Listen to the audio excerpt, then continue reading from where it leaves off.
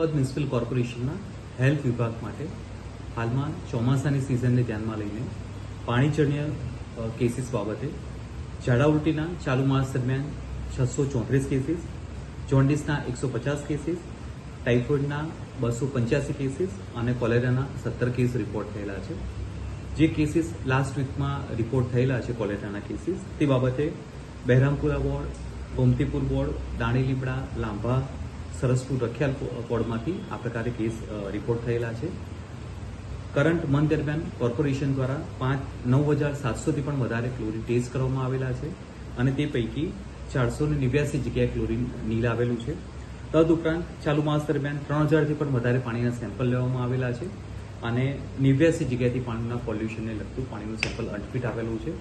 આમ કોર્પોરેશન દ્વારા જે કોઈ પાણીના કેસીસ, પાણીજન્ય કેસીસ રિપોર્ટ થાય છે તેમજ કોઈ જગ્યાએથી પોલ્યુશનને લગતી ફરિયાદ આવે છે, આ તમામ જગ્યાએથી પ્રોપર પ્રિવેન્ટિવ મેઝર્સ લેવાય તે પ્રકારની કાર્યવાહી હાથ ધરવામાં આવેલી છે. તદુપરાંત વેક્ટરબોર્ન ડિસીઝ બાબતે ચાલુ માસ દરમિયાન 38 જેટલા ડેન્ગ્યુના કેસીસ રિપોર્ટ થયેલા છે અને સાથે સાથે સાદા મલેરિયાના 9 કેસીસ રિપોર્ટ થયેલા છે.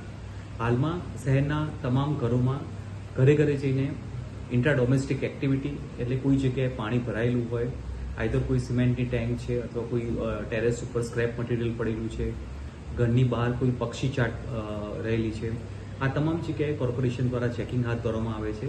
કોઈ જગ્યાએ બ્રીડિંગ જણાતું હોય તો તેને નાશ કરવામાં આવે છે. સાથે સાથે તમામ કન્સ્ટ્રક્શન સાઇટમાં પણ આ પ્રકારની કાર્યવાહી હાથ ધરવામાં આવેલી છે. સાથે સાથે કોર્પોરેશન દ્વારા જે કોઈ જગ્યાએ મચ્છરના ઉપદ્રવની કમ્પ્લેન આવે તે જગ્યાએ ફોગિંગ મशीन અને व्हीकल माउंटेड फॉगिंग मशीन द्वारा जरूरी कार्यवाही हाथ धरવામાં आवेल છે.